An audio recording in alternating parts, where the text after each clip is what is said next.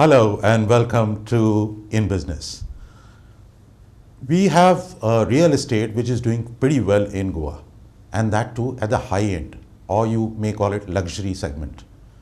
And to talk all about this, we have with us the chairman and managing director of Sun Estates Developer, and also he happens to be the owner of the Hilton Resort, Goa. So welcome Mr. Suraj Morajkar, and tell us what is there in Goa, especially in the luxury or this segment which we are talking about, the high-end segment. Well, many people don't understand what is high-end homes.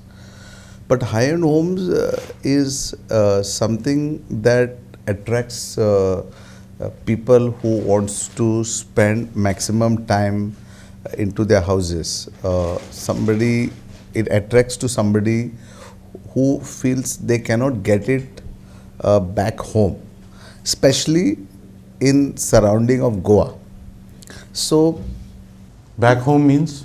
many people live in cities, so they can't get that kind of living in their own backyard. So Goa is a completely amalgamation of Europe and India.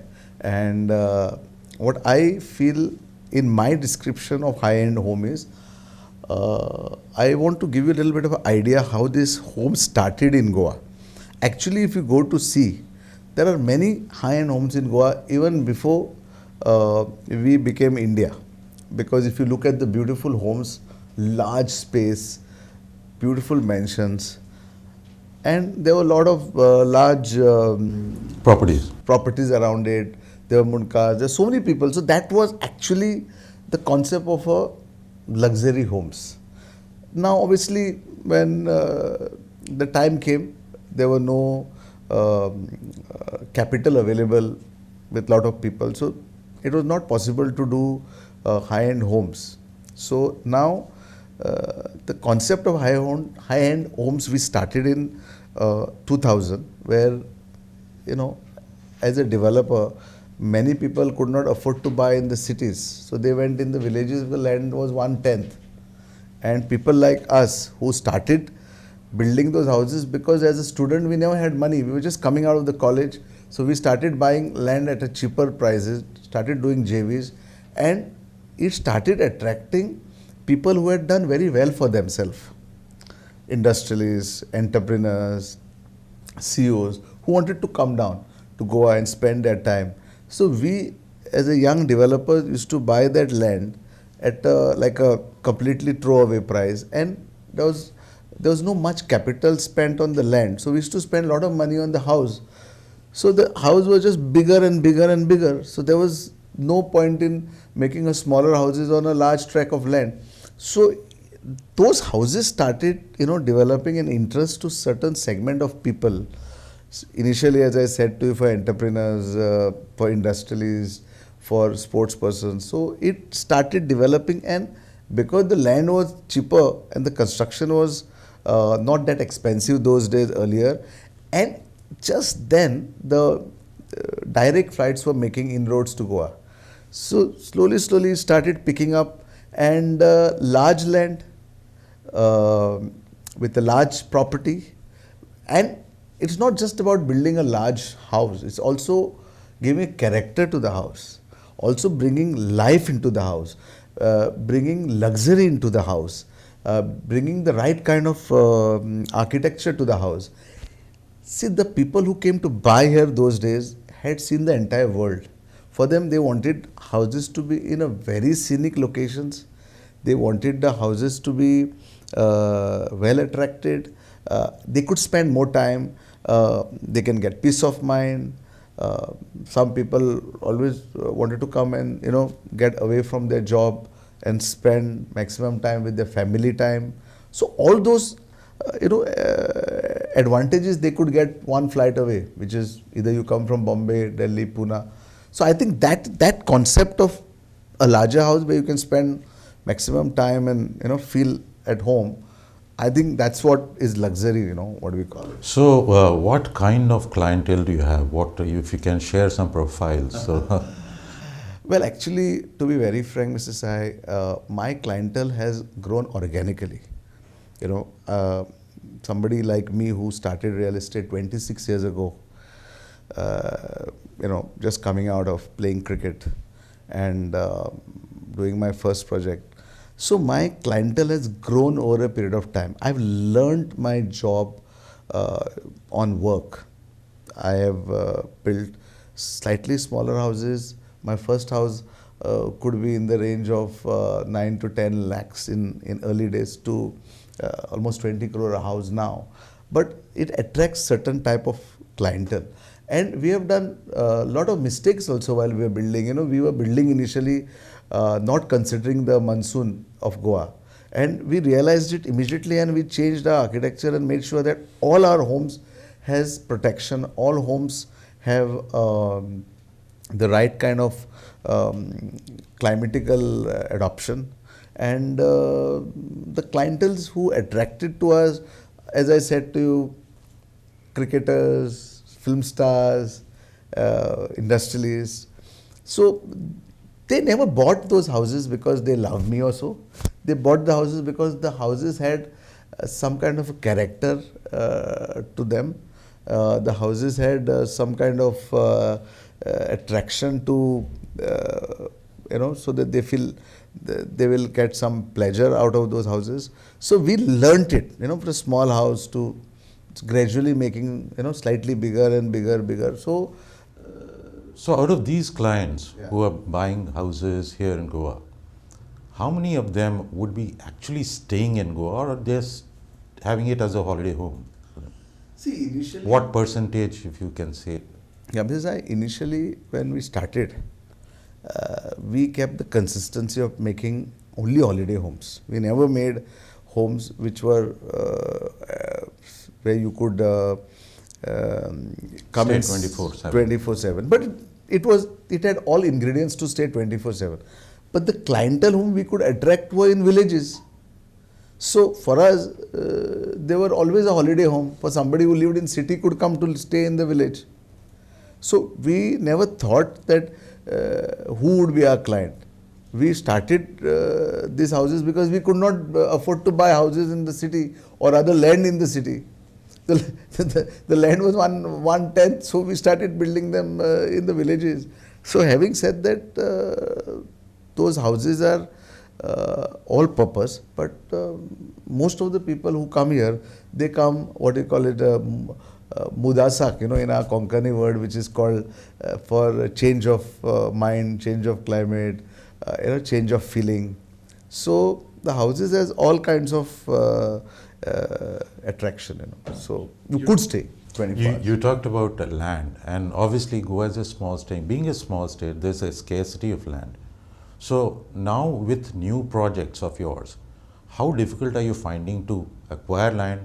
And in case you're expanding, you can share with us what is your new thing? See, yes, it is becoming challenge to acquire land, more and more land. And we as a brand, we do not make houses for sake of just making concrete. A lot of planning goes. Land is very important for us. Selection of land is like a script of a movie. We would rather not make a project or rather not develop a project if the land is not right. And we don't want to impose upon any of our clients just because we are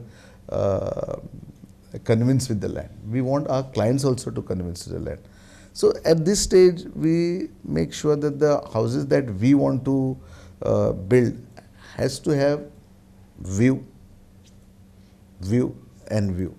It has to have a accessibility to the nearest water or beach. It either touches the field, it has to look into the river, and if it looks into the ocean, fantastic, which is very rare nowadays. So if without these ingredients, we do not make any projects. Rather, it's okay to make 1 or 2 projects in a year rather than just making one after another, because we have realized in the last 26 years, we are the only company who has given highest appreciation to our clients because of these aspects that we take into consideration. So do the clients or the customers come to you, or do you have to reach them out? No, as I said to you, 26 years is a lot, you know, in this business. So one client recovers the other client. 90% of our work is sold through our own clientele. I really, I feel fortunate that my own clientele who are already happily living into the houses actually recommend the others. So sometimes somebody visits and says, who has built a house, so it's recommended.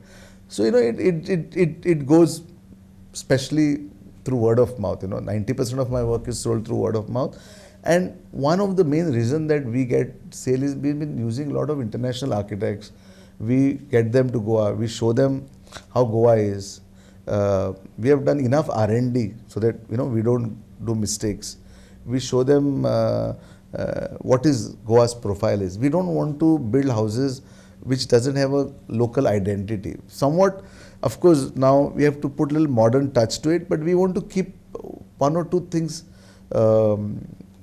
very important for us is that we want to make sure the houses do not have issues such, because Goa's monsoons are so heavy, and this year it was too heavy, and many of the developers have realized that just coming and building a house in Goa overnight and selling it and then making the bucks and running away is not what it is. If we had done that, we would have not survived for 26 years. So we make sure that the climate importance is taken care in our business. So I feel that monsoon, what is there in Goa, we must take care, and we take care of all those aspects. And 90% when you live happily in your house, when you don't have leakages, when your entire systems are put, and we use a lot of professionals. Every aspect is professional. We have MEP consultant, we have lighting consultant, we have landscape consultant. Architect is one part of it. We have interior designers. So that costs a lot of money. Now, if you do half-heartedly just because you have got a nice plot, you just want to build. If you don't have 10 tick marks, then the end product doesn't come. It's like a movie. Making a house is like actually a movie. Mr. Please Sahay. correct me if I'm wrong, but I've been informed that the inventory for the high-end or the luxury segment of houses are very low, and it's very difficult to find. So, I mean, this is a simple what charges are being made by the real estate developers themselves. How do you respond to that? No, you are right. See, but there are not many players who are doing high-end homes, because they don't have the so-called experience of building bigger houses. The inventory would be 1%. If you have 100 houses, high-end houses, what so-called is 1%. And that 1%, the buyers are 5%. So that 1% is not available. But not many people want to get ventured into it. A lot of people have burned their fingers because they could not get it right. It's just not by taking a plot, building a big house, and it doesn't have proper ventilation or doesn't have the right kind of ambience to attract buyers. So sometimes the houses have been on the shelf for more than 2 years, 3 years. So the cost of holding them is so high that a lot of people have burnt.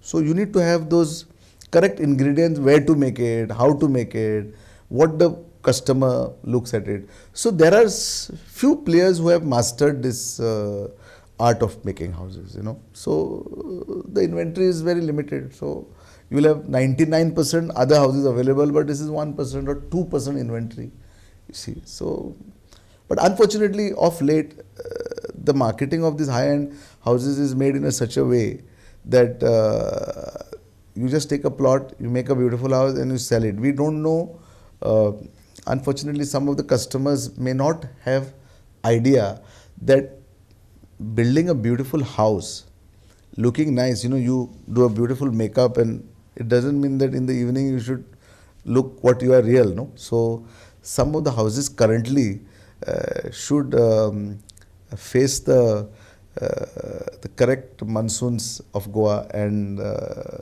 see what outcome is, what outcome comes out of those houses, because it has to have a sustainability of monsoon, it has to have a sustainability of wear and tear, it has to have a sustainability of living happily. Because as a developer, we make sure that we make our houses at the right locations, so that the views which you get from the house actually gets you the appreciation of the house. But of late now, high-end homes, as I said to you, just buying a land in the middle, building a large house, and that's called high-end. Now, the real test of those houses will be after 5 years, when you know that that house has survived its life. So I wish that those houses also remain for posterity. We'll take a short break in this, and viewers, please stay with us, because we are on the next segment or the next part of this program. We are going to talk something more interesting, especially what happened to the real estate sector, especially in the high end, before the pandemic, then during the pandemic, and now after the pandemic. And there is a hope that the third wave of Omicron doesn't hit us much, so that the business and the industry can function. Please stay with us.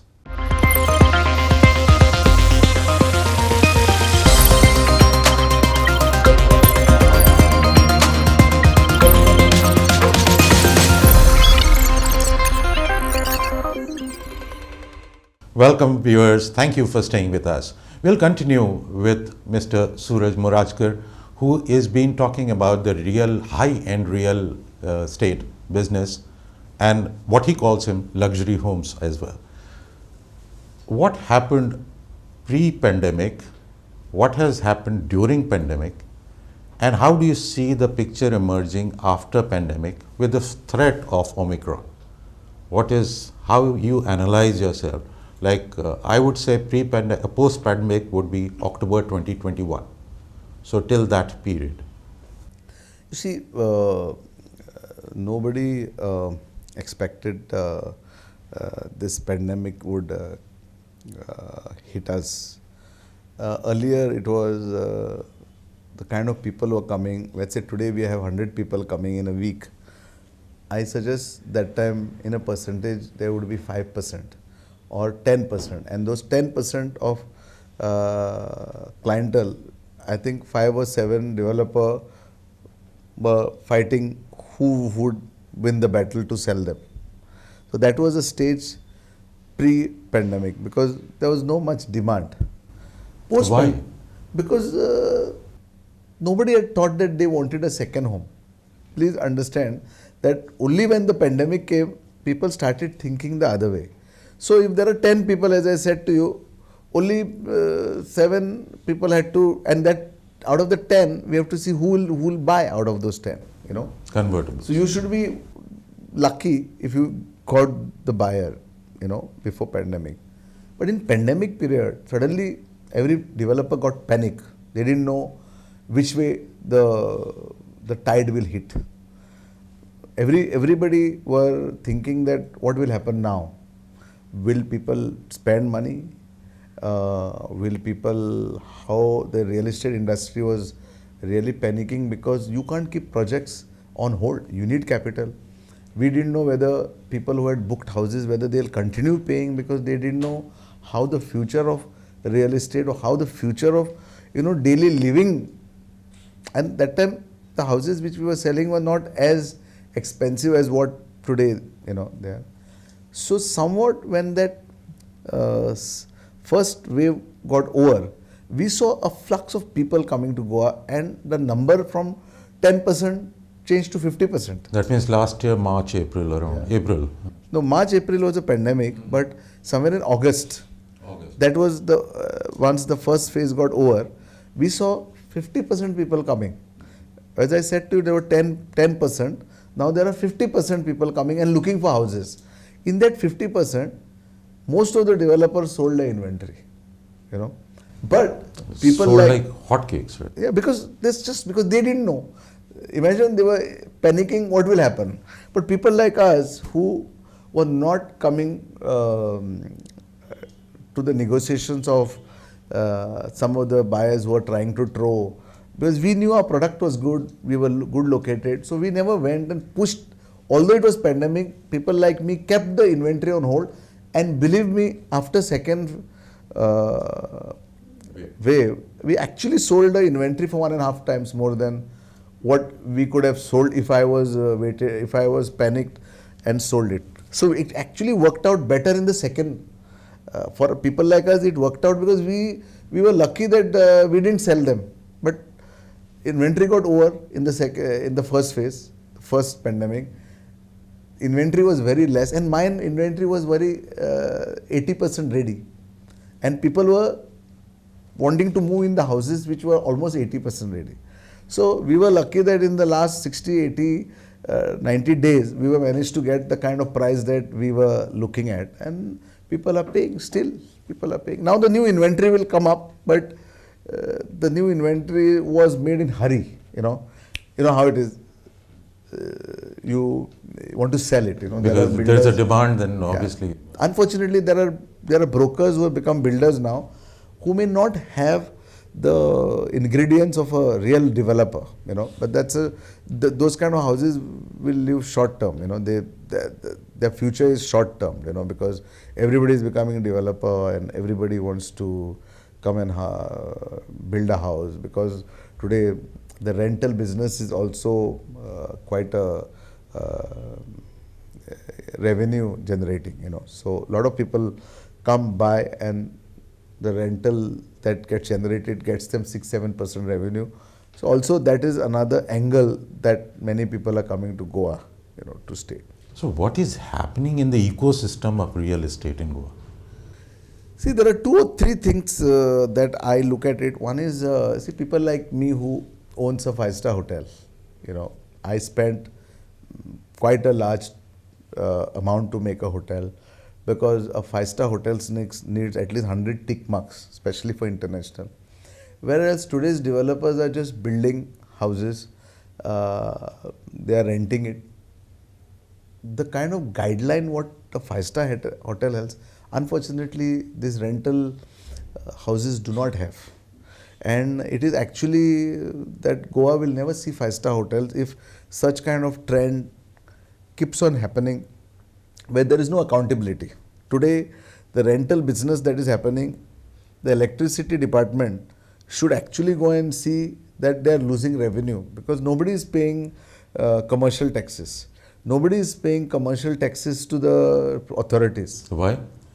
There is no proper guideline, unfortunately. There is government, I wish once everything back normal, they should put a strict guideline, and somebody like us who has spent more than 300 crores to make a hotel, somebody makes villas and generates similar revenue. I don't think so. It's a justice for people like us who wants to give a high-end experience to people, holiday makers, who wants to come and spend their time in Goa.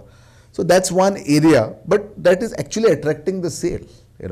We as a brand normally has a professional tie-ups. We don't do, because we feel that we are developers. We are only good in making houses. We don't have a rental arm for our company. Our hotels are managed by International Room. We have another hotel called Soldi Goa, which is run now. We just tied up with ITC, with their new brand called The Story, which they will get into operation. And some of the houses which we have made, which our buyers have bought, they have tied up with a brand called Ama of Taj. So we feel our houses should be managed by the professionals. So unfortunately, that is one area. Coming back to the ecosystem of Goa, I feel that if we do not put some rules and regulation in terms of the aesthetics of Goa, like if we look at it, conservative zone of Goa, we have how beautiful that the old side of Goa. We have to have certain rules and regulation that needs to be put to keep the identity of Goa. Now that is something that government should look at. Otherwise, Goa will not look like how Goa should look like. You are an expert, sir. You can explain what kind of thing can be done in this. See, every village has its own character. So, if the village panchayats can bring in certain guideline that the building, the houses should have certain, like for example, in Fontines, I have my own building where, it's called Bento Miguel, which I had to build it based on certain elements of the surrounding. So like that, every village, if we take the elements of a village and some benefits are given to the developers, I think that is what Goa's future lies right now.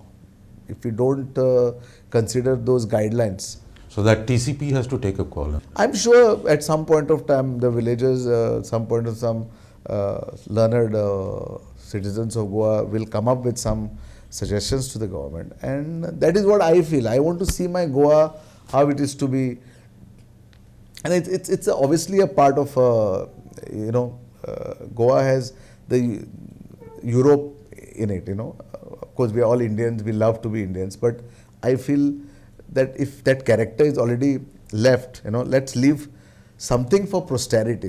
Let us leave something for posterity. But if you don't put the rules and regulations, because people who come from outside Goa, they come with a city mentality. They don't have any love for the state. They just, commerciality is what it is. So I love my state. So over the years, we have seen that the Goa is being concretized. I mean, everywhere you see now is concrete. Very few, you have to come out of the city and then go for the, surroundings like beach, the trees, the beautiful coconut trees, everything. So it is gradually dwindling. What is your take on this? See, Goa being a beautiful village, maybe it is a... Goa is a village. It's a beautiful village. It's 90% of it, it's a village. It's surrounded with mountains, rivers. That will always remain, because I don't think so anybody has guts to touch and there's enough of activism in Goa, and I'm so happy that this activism should remain, for all of us. There has to be a fear that we should not do anything wrong. So my thought process is such that Goa should get into a planning where we need little more of holiday options, like we need amusement park, we need golf courts. We have to plan it. Maybe, I used to be on the state level marketing committee for almost 3 years, and I realized that the kind of inflow the Goa had is about 10,000 crores, which is 2020. In 2024, it will be about 30,000 crore revenue for the state, and in 2030, it will be 90,000 crore. This is the numbers KPMG had circulated to us in our meeting, and Goa is only going to go to another level now with the new airport coming. So we all have to put a plan in place so that it sustains, because beach is getting more and more. There's a lot of pressure on the beach belt, so we need more areas where we can spend more time, and the tourists can come only for those areas, and not just for beach tourism. We need to explore the east side of Goa, which is so beautiful. That's what I feel, and keep it green. On this note, we have to end this episode. Thank you very much, Mr. Suraj Morajkar, for speaking to us. Thank you, viewers, for watching this program. I hope you like this program.